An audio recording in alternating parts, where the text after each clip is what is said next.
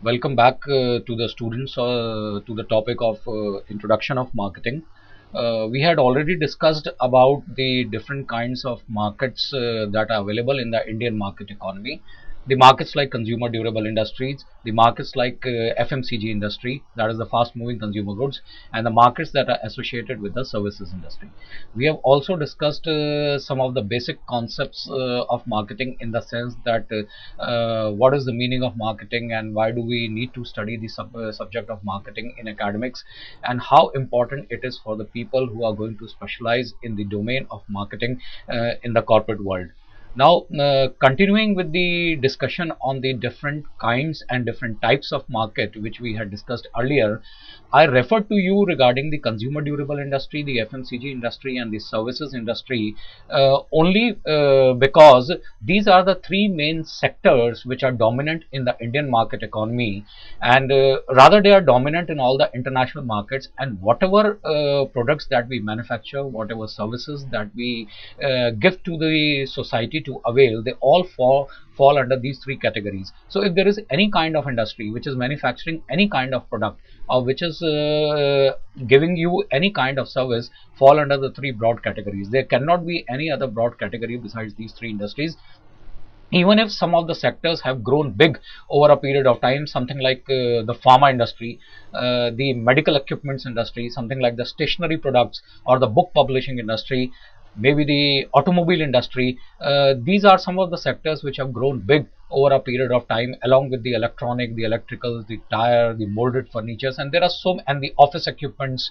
There are so many products that are available in the consumer durable industry. But somewhere or the other, because of the physical nature of the goods, because of the usage of the goods, and because of the properties that are associated with all the three kinds of industries, the durable, the FMCG, and the services, they fall under these three broad categories. And that is why in my earlier discussion I had referred and I have focused and stressed on these three kinds of industries. But if you look at the market as a whole, we can subdivide these industries into different types of markets, and that is what is highlighted out here, that on the basis of selling area, we have local, national, and international markets. Now, if you look at the first point on the slide, that on the basis of selling area, we have local, national, and international markets.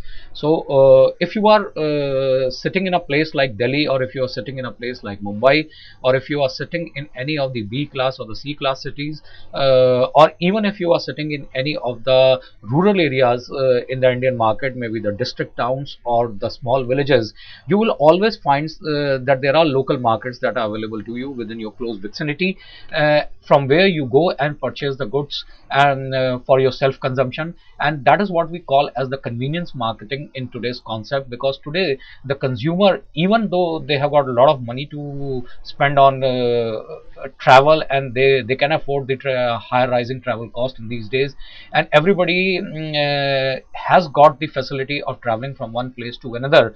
But still, at some point of time, whenever we are going out and purchasing goods or availing services, we want a convenience marketing in the sense that we want that all the products or all the goods that we want should be readily available at our doorstep.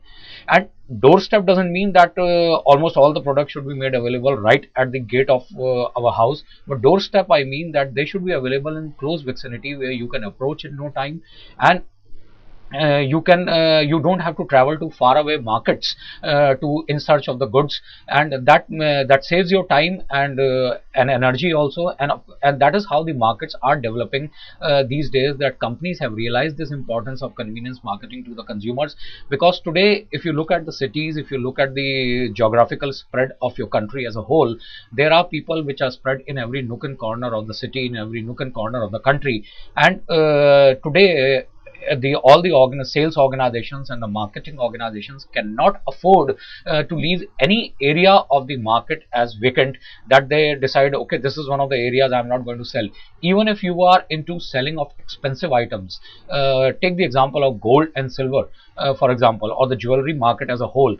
The jewelry market as a whole doesn't say that I'm not going to penetrate in the rural markets, because you will be surprised to know that the demand for the gold and silver and the other kinds of jewelry is much more there in the rural sector as compared to the urban sector. Though urban sector also spends a lot on the jewelry, but if you make a comparison between the North India and the South India, especially the place like Andhra and Tamil Nadu, you will find that people spend a lot of money on purchase of gold, even if they don't have much income or not, but they will spend a lot of money on purchase of gold.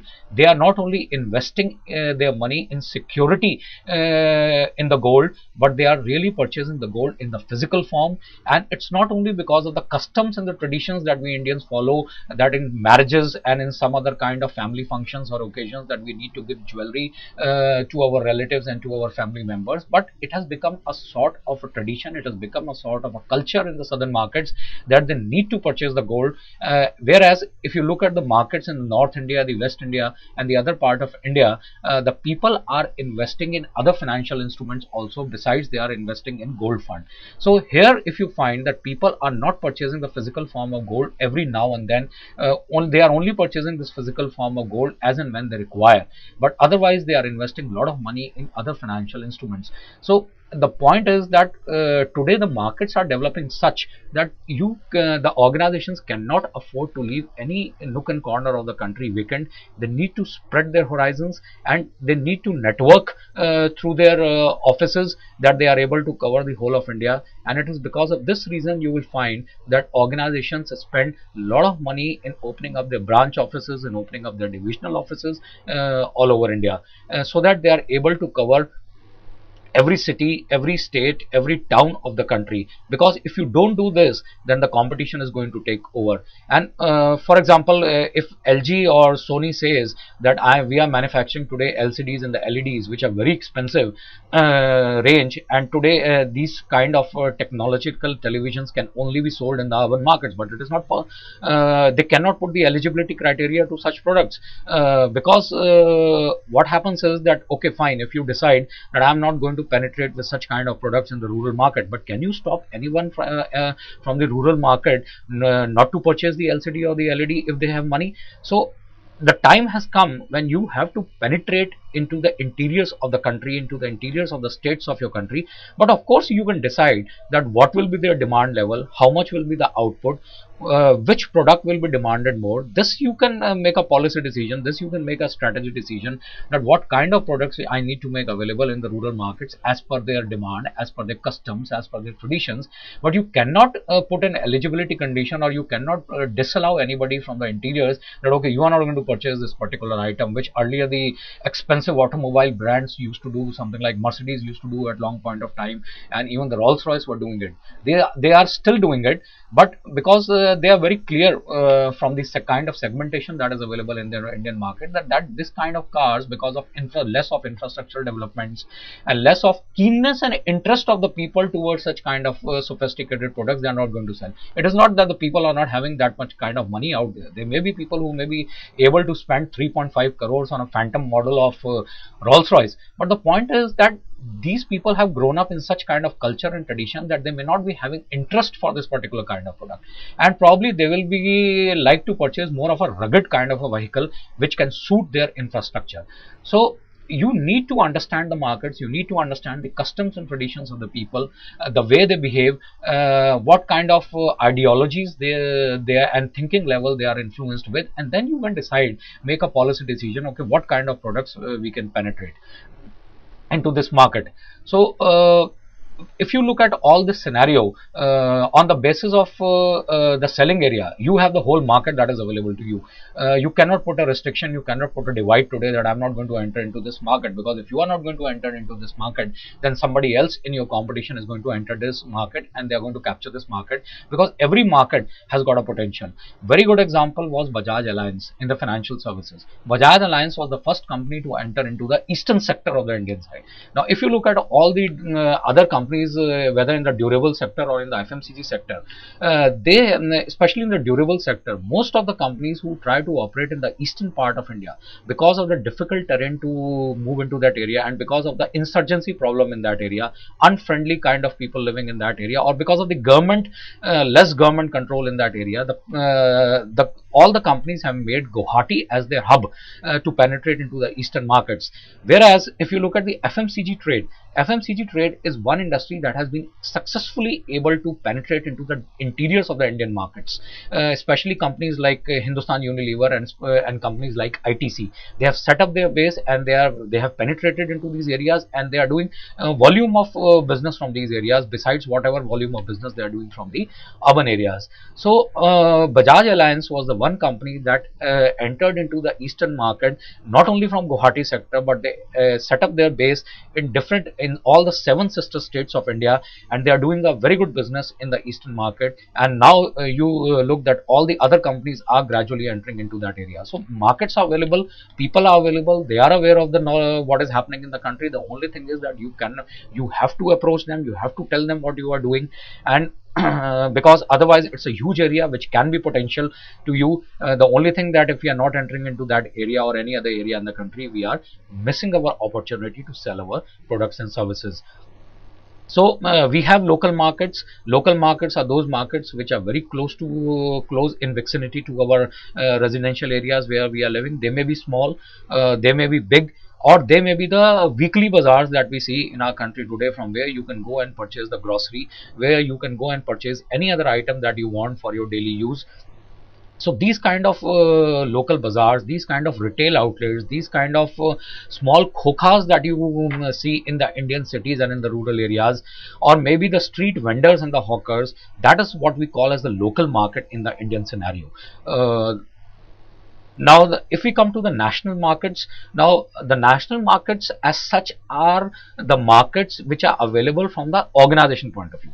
From the consumer point of view, we have only the local markets, but from the organization point of view, yes, we have the national markets, which I have just now told you that companies need to cover the whole of country if they really want to be successful in their trade, and they really want to have a good market share. So if they are spread over all over India, they have set up their offices in every state of India to cover the market of that state.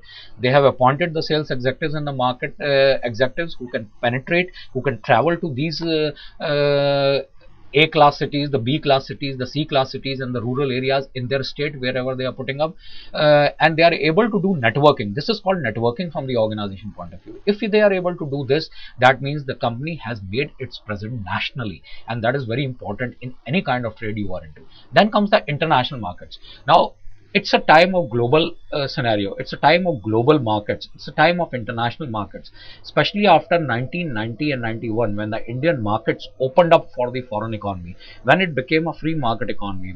Because before that there was a lot of control of the Indian government, the national and the state governments over the industry. It was more of a license and the inspector Raj. But later on, at that time when the economy got opened up, a lot of foreign players got the opportunity to enter into the Indian market. It was not that the foreign players were not entering into the Indian markets before that. There were many big Indian companies like Birlas, Tatas, Godrej, Kirloskars, Modis, Escorts. All these people were there who had a very good setup of industries, and they had set up their base nationally and internationally also. There were many international companies who were operating in India, but it was not the open scenario as you find today. Companies had to take a lot of permissions from the government. They had to clear a lot of hurdles before they could enter the Indian market. So there was some deterrent factor at every step that they were not able to enter. Whereas the consumer as such in the Indian market was willing to adopt the foreign goods. There was a craze for foreign goods in India, but the only thing is that the consumer in the Indian market was not accessible to these foreign goods. I remember that time in my student days when everybody used to travel to US, or when anybody used to travel to UK or the Middle East or any other European countries, and the people in India back used to applaud him. Oh, you have come from see, he has traveled to America, he has traveled to this country, he has traveled to UK, and he's coming from this place. And they very willfully and very used to bring you some foreign chocolates which they must have purchased from the customs at the airport. And there were a lot of custom hurdles they had to face before they could get their items cleared at the airport if they were purchasing anything from these countries. They used to bring a lot of liquor from the foreign countries. They used to bring a lot of electronic items from the foreign countries. They used to bring a lot of garments from the and textile from the foreign countries for their relatives, their friends, and the family members. But it was sort of a craze. The people used to show, see, I possess something which is foreign.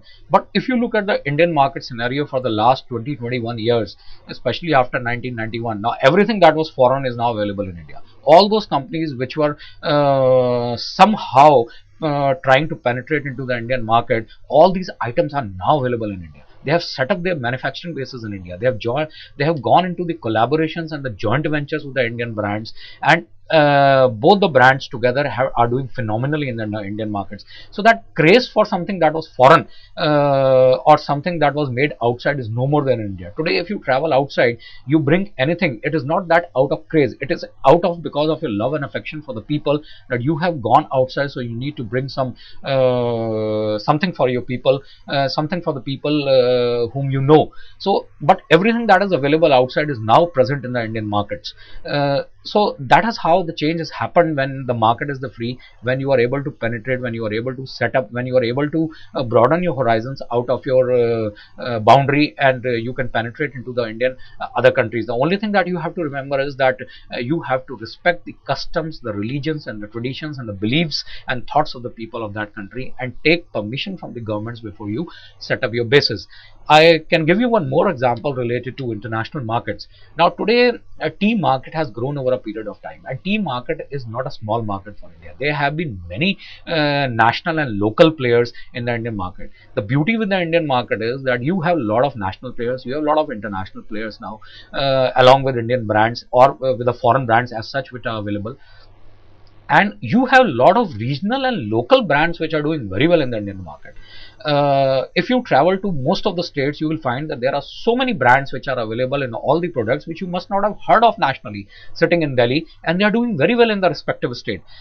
Since I have worked with the fan industry, I can give you one example. Cine is one fan that is being manufactured in Varanasi, and that's a very high quality fan. High quality fan in the sense is that today you find the ceiling fans, the pedestal fans, and the table fans that are available to you, or the exhaust fans that are available to you, made of a fiber or a plastic body, which is shock proof. It's an ABS kind of a plastic that is available to you. And all these brands are today, as to what the company says, all Chinese made. Midea is one of the company in China that manufactures thousands of fans in a particular day, and all these companies, they are getting the fans manufactured from that company in China. Today you know that China has dominated the Indian economy, especially in the manufacturing sector, and they are throwing in a lot of the cheap and the not so expensive products in the Indian market. Some are of very low quality and some are of medium quality. There are very few products which are of very high quality, especially the companies like Sony, the National Panasonic, the Canon. If they are getting something manufactured, or any other good branded company, if they are getting something manufactured from China, then they are maintaining the quality through their R&D department. But whereas most of the companies are getting the products manufactured in China from bulk, the only thing that they are providing is the design to those and their configurations, that what kind of products they are looking for as far as the Indian markets are concerned. But otherwise, most of the product is coming from China in bulk. And what is happening is that Cine is one company that is still manufacturing the fans with the metal body. The body is very good, it's of very high quality. But if you look at the market presence of that brand, it is not available outside the Eastern UP, because they are doing phenomenal business in that area and they don't have any plans to travel on the national level. Similarly, if you look at the medical side, there is one eye center which is being located in the southern part of India, especially in Chennai and in a place like Andhra, whereas that a particular eye center does not want to travel outside Andhra and outside Chennai. At best, they have set up their presence in Karnataka only. And when asked that why do you not want to move to the northern part of India, because eye patients are spread all over India, they said we don't have a business model to travel outside the southern states of India, and we don't have any business model and policy as such that we want to spread our horizons, because we are doing very well in the southern markets. And it's not that we will not do very well in the northern markets. There is competition everywhere, but the point is that we are so much occupied in the southern part of the country, and we have got so many patients to look after, and that we don't have any plans to move out to the other part of India. Similarly, there were other brands like Prestige, which TTK brand, which originated from Chennai, but they have made their presence nationally. So, and similarly, the brand like Lijjat Papad, which started as a cooperative society from Jabalpur, has now spread its presence on pan India basis. So you will find many brands like this. I was talking about the tea industry. Tata Tea was globally present and it was nationally present. But if you travel to all other parts of India, you will find a lot of regional teas and the tea and the local teas which are available, brands which are available. Pataka was one of the local brand which made its present on national basis, and these local brands are being liked by the people than the national and the international brands. Whereas if you look at the high quality brands like in tea, something that is coming from Sri Lanka, for example, because that is the major business for Sri Lanka. The export of tea and coffee, whereas tea is the major market. But how many people in India do import tea from Sri Lanka, though it is available in the Indian markets? For example, crockery is another big business of Sri Lanka. A brand like Donkutwa or Noritek is is a very expensive brand as far as the crockery is concerned in the tea set and the dinner set, and it has got a very good presence in the Sri Lanka market, and they are exporting it a lot and they're earning a lot of money out of that. But it has got a very limited presence in India. It's available in Delhi also, but whereas you have got so many brands in the crockery market which are available in the Indian markets, and people prefer that. So if you look at all these three kinds of the market, the local, national and the Indian markets, the scenario has changed because of the free market, but still many regional, many local brands, especially if you go to the wholesale market, you will find many local brands which are doing very well. And you will also be surprised to note that these local brands are the vendors for the national brands. Today the companies do not want to go for manufacturing. They only want to enter into trading and marketing and selling, and they get their items manufactured from the different kind of vendors. So these local brands, because they have got the pulse of manufacturing, because they जैसे कहते हैं हिंदी में उन्हें पकड़ है कि ये item किस तरीके से मैन्युफैक्चर की जाती है, so they use these local marketeers and sellers to manufacture the brands for them. So that is how today the markets are operating, and I'm sure I'm able to make you clear that what kind of a scenario that is available in the Indian market. Now if you look at this the second point, on the basis of articles of trade, we have product markets like cotton markets and bullion markets. That's correct. If you look at the articles of trade, means the individual products. We also call them as articles. An article is one product that is being called in a subject like contract law, or in a subject from the accounts point of view. When we are shifting one consignment from one place to another, we call them as articles. And also from the insurance point of view, the products are known as articles. So we have product markets like cotton markets. Yes, we have cotton markets, we have bullion markets, we have share markets, we have markets which are specializing into one kind of products. We have gold markets, we have silver markets, and we have furniture markets, we have textile markets, we have a silk market that is available in Surat in Gujarat, and we have a market which is in the, if you look at the from the Delhi point of view, if you go to the old Delhi side, then we have one market that is specializing only in books. We have one market that is only specializing in specs and its frames. So you have such kind of specialized markets also available in India. Now, if you look at the third point, now when I was talking about the second point about the articles of trade, why such markets specialize in? Because these markets, they become the national and the hub for the local retailers, and they can travel to these places, and in these wholesale markets they will find all kind of varieties and brands that is available, and that becomes a central hub from where you can purchase all kind of brands in a particular product that is available. Even the international brands are available in such markets, and small retailers which are there in the local markets, they purchase it from here at a cost, and then they sell it in the local markets to the end consumers at a particular price. On the basis of nature of exchange dealings, we have spot or cash market and futures or forward market. Now this is something in relation to the financial services. Yes, we know that in financial services today, the share market, the dividend market, or what we were talking about, the bullion market above, the mutual funds, the loan markets is becoming a very good market today, and especially this is one of the sector in the financial services that is growing phenomenally, and a lot of people are making their career into this, especially in the mutual fund, and selling of insurance and the ULIP policies. Whereas still the market is dominated by the exchange dealing, something like you have spot cash markets, where the prices of the products are decided on the spot, something like the agriculture products or something like the cotton products. Agriculture products not only involve the fruits and the vegetables, but they can also involve the cotton markets, and they can also involve the dairy products, and the whereas the products that are available in the mandis, the prices are decided on the spot. जैसे कहते हैं हिंदी में बोली लगती है वहां पे, and the prices are decided, and that is a spot market.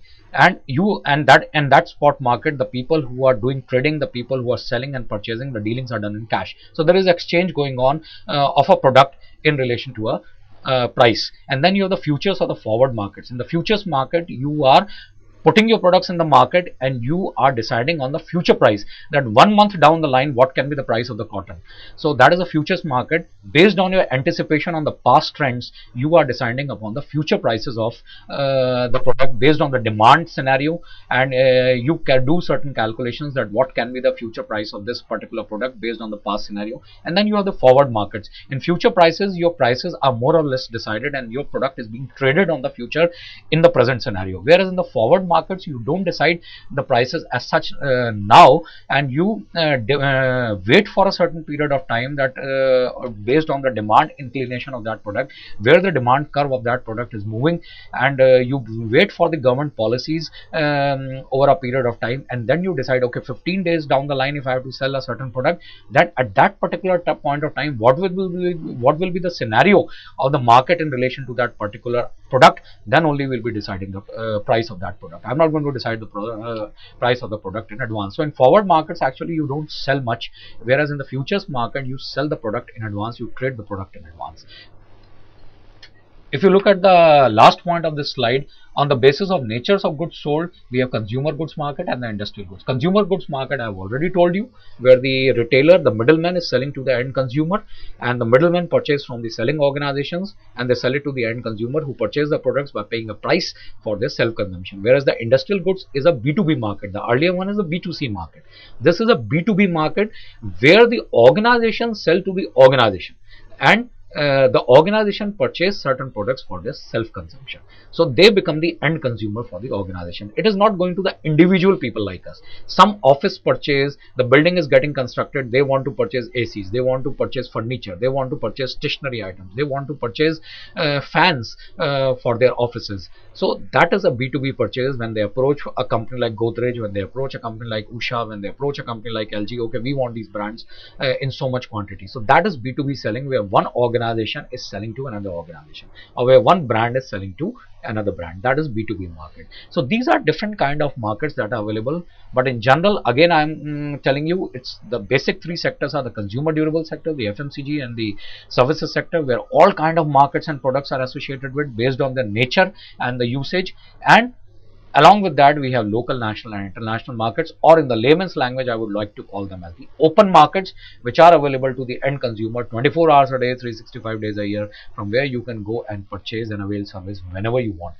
Another kind of market that is becoming very important today is the online market and the web market, from where you can directly log in and purchase the goods. We'll talk about that later in the topic, when we'll discuss about this particular topic in the basics of marketing only.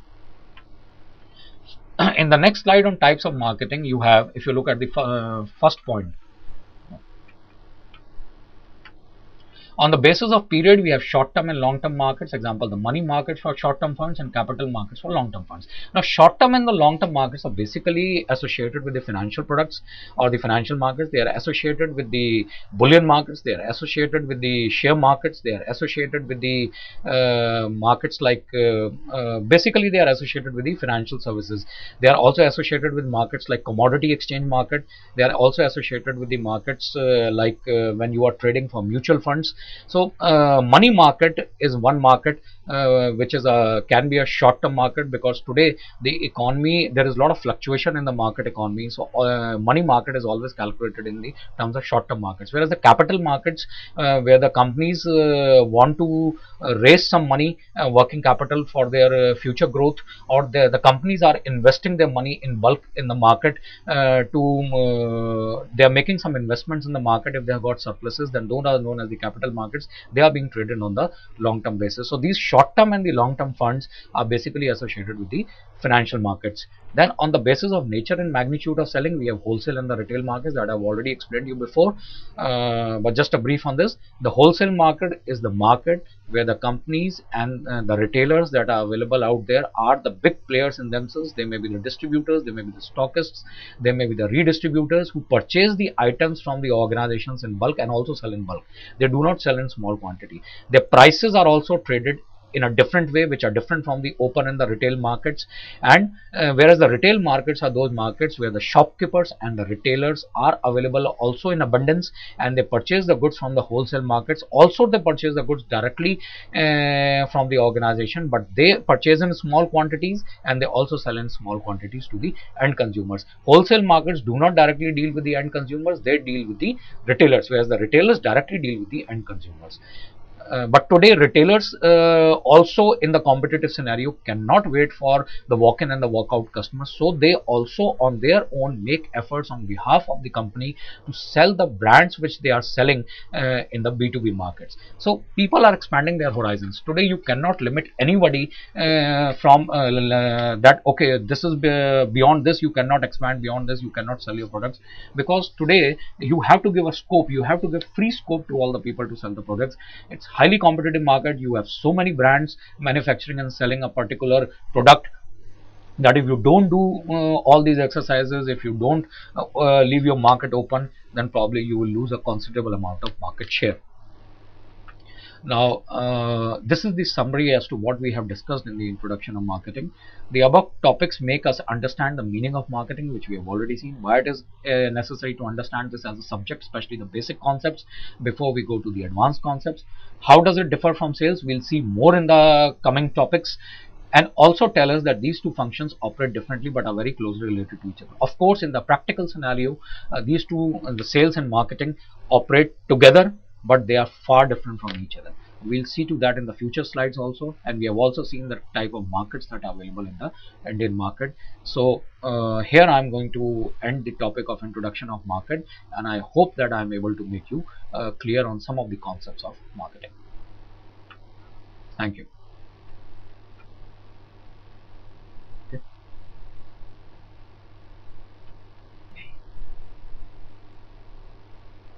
कितना minute हुआ होगा? ठीक है, मैंने कहा 30 minutes में पता नहीं चलता, वैसे बोलते रहो तो कितना टाइम निकल जाता, लगता है भी 10-15 मिनट में। एक मिनट सुन ले, 2 मिनट इसको कैसे पता चल जाएगा ना कि आउटपुट कैसा है इसका, वॉइस